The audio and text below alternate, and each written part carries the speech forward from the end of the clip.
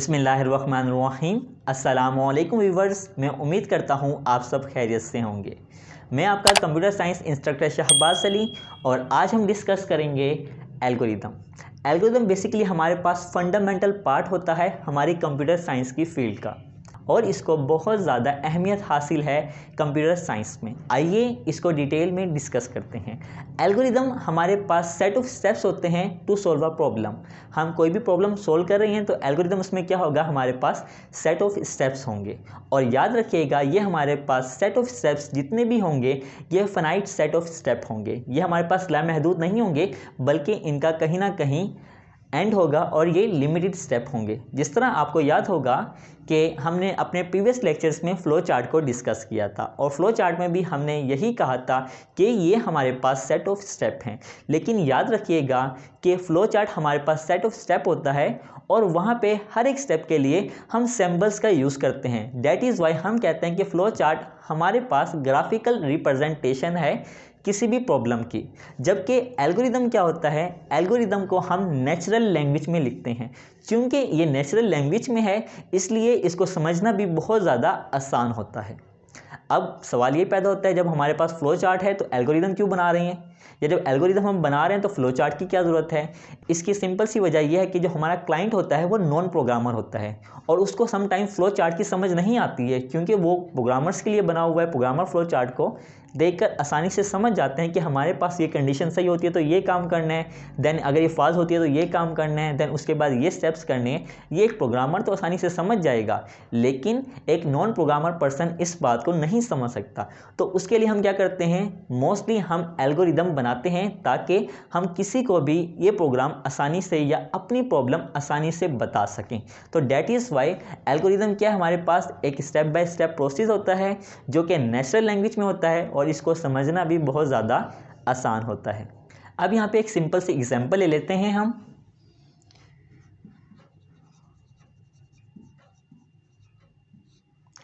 उस एग्जाम्पल में हम क्या करेंगे, हमारे पास एक रेसिपी है चाय बनाने की। हम उस चाय बनाने की रेसिपी का एक एल्गोरिदम अब लिखेंगे। टी प्रिपरेशन, हमने चाय बनानी है और उसका हम एक एल्गोरिदम लिखेंगे।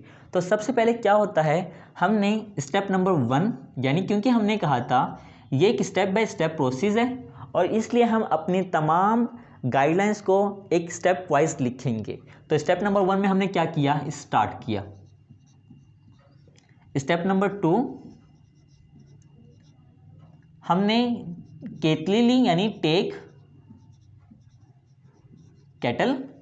केटल लेने के बाद हमने क्या किया, उसके अंदर पानी डाला।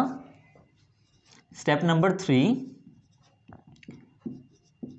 pour water in it.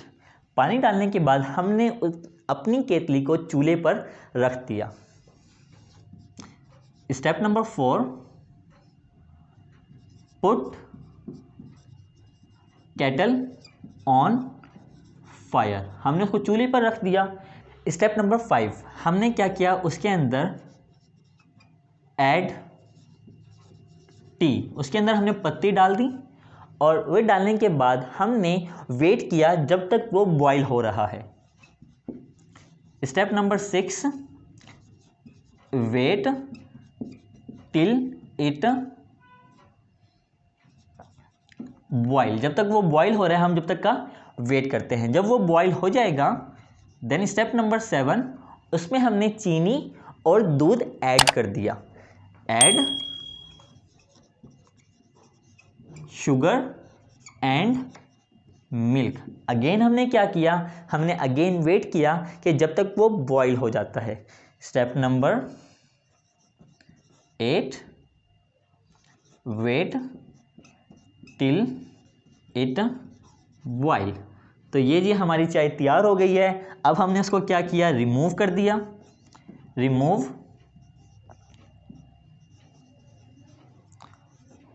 From the fire.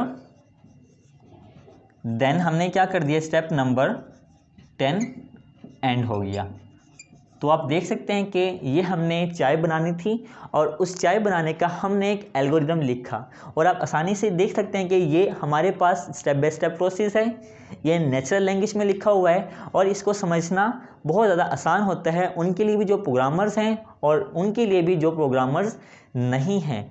तो जैसे ये हमारे पास था चाय बनाने का एक एल्गोरिदम। कंप्यूटर्स में हम बेसिकली बहुत सारी प्रॉब्लम सोल्व करते हैं, तो एज अ प्रोग्रामर्स जब भी हम कोई प्रॉब्लम सोल्व करते हैं तो उसको कोड लिखने से कबल हम उसका एक एल्गोरिदम बना लेते हैं। देन उस एल्गोरिदम्स को हम कन्वर्ट करते हैं अपनी प्रोग्रामिंग लैंग्वेज में, यानी जो हम सॉफ्टवेयर बना रहे हैं उसका प्रोग्राम लिखने से पहले हम एक एल्गोरिदम लिख लेते हैं और फिर ईजिली हम उस एल्गोरिदम को अपनी प्रोग्रामिंग लैंग्वेज में कन्वर्ट कर देते हैं। यूजुअली जो एल्गोरिदम होता है वो इनपुट लेता है, उस पर प्रोसेसिंग करता है और आपको एक रिजल्ट जो आपने इनपुट दी थी उससे मुशाबे रिजल्ट आपको आउटपुट में डिस्प्ले कर देता। तो ये था हमारे पास एल्गोरिदम। एल्गोरिदम जो बेसिकली वर्ड है ये हमारे पास एक अरेबिक मुस्लिम साइंटिस्ट हैं मोहम्मद बिन मूसा अल ख्वारिज़मी, उनसे लिया गया है एल्गोरिदम लफ्ज़। आइए अब डिस्कस कर लेते हैं role of the algorithm. Role of algorithms के एल्गोरिदम्स का क्या रोल है। देखिए एल्गोरिदम्स हमारे पास एक बहुत ही वाइटल रोल है किसी भी प्रॉब्लम को सोल्व करने के लिए।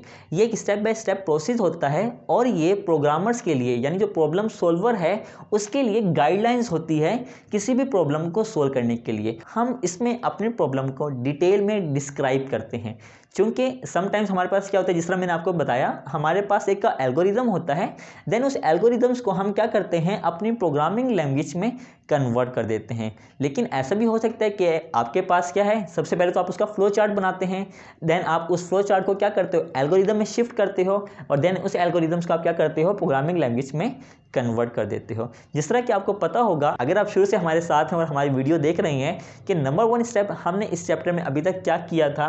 हमारे पास एक प्रॉब्लम थी, ठीक है, उस प्रॉब्लम से हमने क्या किया, उसका एक हमने फ्लो चार्ट बनाया और आपने डिटेल में देखा होगा कि प्रॉब्लम सॉल्विंग के हमने 5 स्टेप डिस्कस किए थे, जिसमें हमारे पास डिफाइनिंग अ प्रॉब्लम, देन हमारे पास understanding a problem, planning a solutions, candidate हमारे पास डिफाइन किया था और सिलेक्टिंग द बेस्ट सॉल्यूशंस। उसके बाद हमने उसका एक फ्लो चार्ट ड्रा किया था। देन स्टूडेंट्स फ्लो चार्ट बनाने के बाद हमने क्या किया था, उसका एक एल्गोरिदम लिखा हमने और देन उस एल्गोरिदम को हमने क्या किया प्रोग्राम में कन्वर्ट कर दिया। तो ये था हमारे पास हमारा एल्गोरिदम और मैं उम्मीद करता हूँ कि हमारा आज का टॉपिक आपको अच्छे से समझ आया होगा। अगर आपका अभी भी कोई सवाल है तो कमेंट कीजिए मुझे, मैं इंशाल्लाह आपके तमाम क्वेश्चंस का जवाब दूंगा। तो मेरी वीडियो को अगर आपको पसंद आई है तो लाइक करें, शेयर करें। मेरी अगली वीडियो तक के लिए अल्लाह हाफिज़, टेक केयर।